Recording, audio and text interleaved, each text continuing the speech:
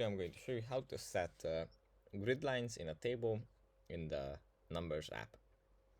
First, we have to open up the app, and here we already have a document with some tables in it. From here we just click on the table that we want to edit, and here we have grid lines. We can turn on or off the grid lines that we would like to have. For example, if we don't want horizontal grid lines, we can turn those off. If we don't want vertical grid lines, we can turn those off. And if we don't want the grid lines in the header on either side, we can set that up as well, like this. Yeah, that's it for this video. I hope it was helpful for you guys, and I'll see you in the next one.